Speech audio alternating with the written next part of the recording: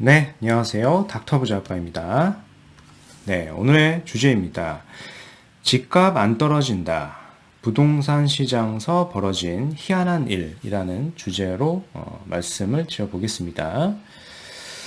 네, 기사를 놓고 오늘 주제에 대해서 구체적으로 좀 말씀을 드려볼게요.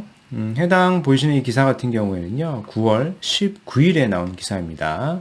헤드라인이 이겁니다. 집값이 안 떨어진다. 특히 이제 강남 부동산 시장에서 벌어진 일이라고 합니다. 그 내용이 뭐냐면 희한한 강남 집값 계산법이라고 합니다. 잔금일자가 늦어질수록 그 가격 자체는 비싸게 내놓고 있다라고 하는 내용입니다. 즉 집값 상승세가 꺾이지 않는다라고 좀 판단을 하고 있는 걸로 좀 보여지죠. 그래서 구체적으로 보면은 잔금일자 늦춰질수록 값을 올려받는 형태로 좀 매물을 내놓고 있다. 호가는 계속 오르고 뭐 신고가 찍는 그런 강남 아파트다라고 하는 기사입니다. 보이시는 게 이제 서초동 일대 아파트 모습을 좀 보여주고 있는 걸로 보여지고요. 뭐 구체적인 내용을 좀 살펴보겠습니다. 네, 뭐 신혼부부 김모 씨는 해놓고 서울 강남에서 집을 사려다가 뭐 특이한 매물을 발견했다라고 합니다. 호가가 뭐 한 21억에서 22억인 서초동 한 단지에서 뭐 시세보다 약간 싼 20억권 후반대 매물을 거래하려고 했더니 뭐 중개사가 값이 날짜별로 다른 매물이라고 뭐 기뜸을 해준 것이다라고 합니다. 이게 무슨 얘기냐라고 하면은 그 해당 중개사에 따르면 이 매물은 11월까지 매수를 할 경우에 20억 9천만 원인데 12월 중순에 계약을 하게 되면은 뭐 21억 2천만 원, 뭐 12월 말에 계약을 하면 21억 4천만 원의 값을 치러야 한다라고 하는 겁니다. 되게 특이하죠.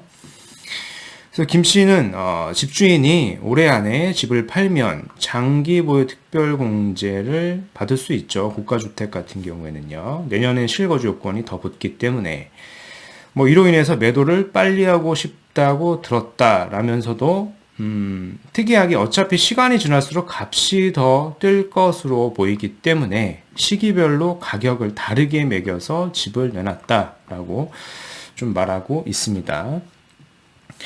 특히 이제 19일 부동산 업계에 따르면 고가 아파트가 밀집한 서울 강남권 부동산 시장에서 기간별로 값을 좀 다르게 차등해서 매물을 내놓고 있는 상황이 좀 계속 벌어지고 있고요. 잔금 지급 일자가 늦춰질수록 값을 올려받는 형태의 어떤 그런 계약이 좀 많이 발생을 하고 있습니다. 뭐 이런 현상은 뭐 앞으로 집값 상승가 꺾이지 않을 것이라고 좀 판단을 한 매물들이라고 좀 볼 수 있겠죠. 특히 지난 정부 대책으로 인해서 특히 강남권으로 어떤 똘똘한 주택 쏠림 현상이 지금 있고 있는 상황이기 때문에 그런 걸로 좀 보여집니다. 네, 추가적으로 내용을 좀 살펴보시죠.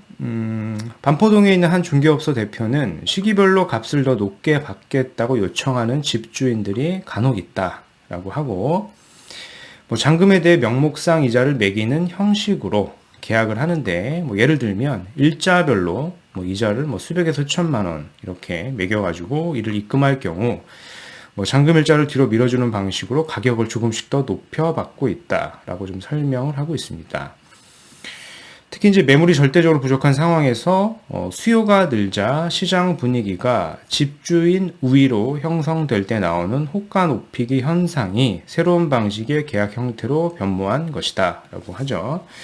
그래서 실제 서울 강남 지역에선 지난 8월 한 달간 손바퀴만 아파트 10가구 중 6가구가 신고가를 갈아치운 것이다 라고 좀 나타났습니다. 그만큼 똘똘한 주택의 어떤 쏠림 현상이 계속되고 있다라고 좀 볼 수 있을 것 같습니다.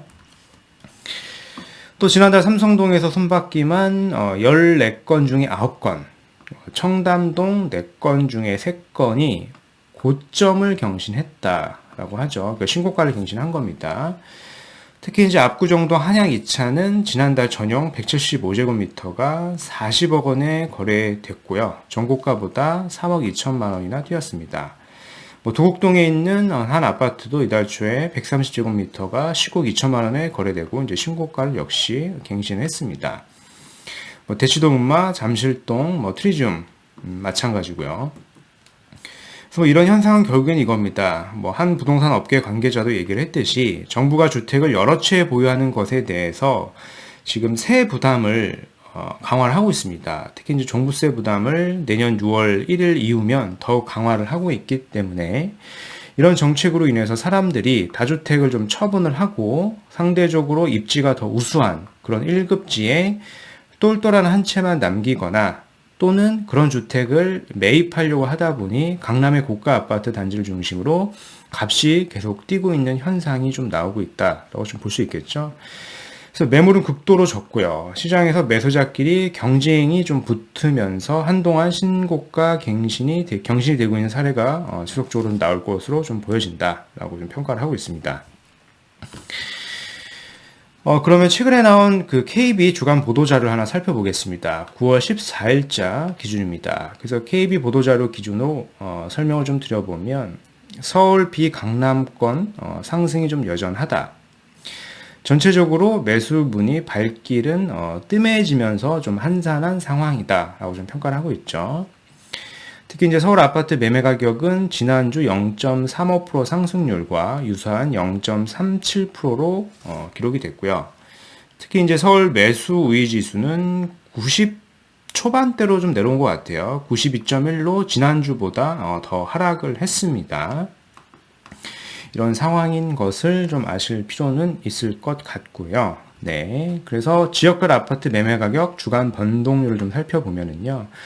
뭐 전국을 다 보실 건 없고요. 일단 수도권 이 노란색을 보시면 될 것 같습니다. 지난 6.17 대책 이후로 좀 보면 될 것 같은데요. 6월 달을 기점으로 해서 변동률 자체는 지속적으로 좀 하락을 하고 있는 걸로 좀 보여지죠. 이렇게 하락을 하고 있습니다. 단 아직까지는 플러스이기 때문에 집 가격이 이제 상승을 하고 있는 것은 맞고요. 이제 상승률 자체가 좀 둔화되고 있다 정도로 이해를 하시면 될 것 같습니다. 그리고 전국 시도별 아파트 매매 가격 주간 변동률 좀 살펴보면은 세종시는 1%가 넘게 상승을 했는데 세종시 자체는 뭐 이미 잘 알고 계신 것처럼 뭐 수도 이전 등의 어떤 특이한 어떤 그런 이슈가 있기 때문에 사실상 좀 정상적이지 않은 상태로 집 가격이 좀 오른 겁니다. 그래서 좀 조심할 필요는 있을 것 같고요. 그 외에 이제 서울이라던가 대구는 0. 각각 37, 35 이렇게 오르고 있는 상황이다라고 좀 볼 수 있을 것 같습니다. 네. 특히 이제 서울 구별 아파트 매매 가격 주간 변동률 좀 살펴보면은요, 여전히 그 중저가의 아파트들이 많이 포진되어 있는 지역들이죠. 이런 노원이 가장 큰 폭으로 좀 상승을 했고요. 노원 같은 경우에 일부 지역에 재건축 호재들도 있기 때문에 뭐 실수요자들과 더불어서 뭐 투자 수요까지 좀 일부 모이고 있는 상황으로 좀 보여지고요. 기타 이제 강북권이나 뭐 은평, 도봉, 중랑 등도 상대적으로 9억 이하의 아파트, 그런 아파트들이 아직까지는 좀 남아있는 지역이기 때문에 해당 지역으로 좀 매수세가 좀 있었고 주간 변동률을 봤을 때도 상승세가 꽤 높은 것을 좀 확인을 하실 수가 있겠습니다. 좀 경기도권을 좀 넘어와서요. 경기도 같은 경우에는 뭐 지난주와 유사한 상승을 좀 기록을 했고요. 인천 같은 경우에 소폭 상승 반전이 된 걸로 좀 보여집니다. 특히 지금 광명 같은 경우에 매우 큰 폭으로 좀 오른 걸로 좀 보여지죠. 재개발이나 뭐 재건축 호재들이 좀 많이 있기 때문에 광명 같은 경우에 좀 시세가 좀 많이 오르는 걸로 좀 보여지고요. 앞으로도 좀 어떤 시세가 계속 오를 수 있을지 귀추를 좀 주목해 봐야 될 지역으로 좀 보여지고요. 기타 뭐 하남이라든가 뭐 고양시, 뭐 화성, 광주 등도 이렇게 덩달아서 경기권에 매매가가 좀 상승 상위율 지역으로 좀 올랐다라고 좀 볼 수 있을 것 같습니다. 이제 한편 전세가 또한 지금 계속 상승을 하고 있습니다. 전세 가격이 전주 대비 0.24%나 좀 상승을 했고, 최근에 0.2%대 상승을 유지를 하고 있습니다. 계속적으로 좀 오르고 있죠. 아무래도 이제 3기 신도시나 청약 대기 수요자들로 인해서 더불어서 또 임대차 입법으로 인해서 전세로 계속 남아 있으려고 하는 그 수요층 자체가 점점 많아지다 보니 전세가가 좀 계속 상승이 될 수밖에 없는 상황으로 좀 보여지고요.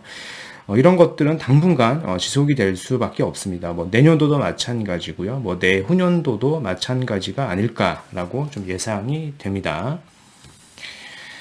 네, 이제 한편 그럼에도 불구하고 매수자 우위 지수를 봤을 때는 지난 6.17 대책 이후에는 이렇게 소폭 좀 상승을 했다가 6.17 대책 이후에 다시 뭐 7.10 대책이 나오고 지속적으로 매수 우위 지수는 좀 하락을 하고 있습니다. 이렇게 좀 하락을 하고 있고 최근엔 다시 뭐 90대로 좀 떨어진 상황이다라고 좀 볼 수 있겠습니다. 즉 집을 사려고 하는 사람보다 집을 팔려고 하는 사람이 좀 더 많은 상황이다라고 좀 보시면 될 것 같고요.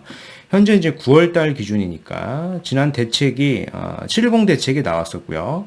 그리고 8.4 공급 대책도 나왔기 때문에 보통 이제 대책이 나오면 한 3개월 정도까지는 추이를 좀 더 지켜봐야 됩니다. 즉 3개월까지는 약세장을 이어갈 수 있기 때문에 3개월 이후 시점에 다시 상승이 반전이 될지 그때도 약세가 될지 좀 상황을 봐서 정말 집 가격이 안정이 됐는지 혹은 어떤 정책에 의한 효과인지 아닌지를 그때서야 좀 판단을 할 수 있겠죠. 그래서 추석 이후 시점을 좀 더 지켜봐야 된다라고 좀 말씀을 드리겠습니다.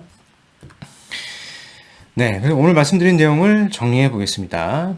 네, 강남 부동산은 잔금 일자를 늦출수록 값을 올려받는 어떤 형태의 매물이 좀 등장을 하고 있습니다. 굉장히 특이한 형태로 좀 보여지는데, 뭐 이는 집값 상승세가 꺾이지 않는다고 판단한 집주인들의 영향이다라고 좀 볼 수 있겠죠.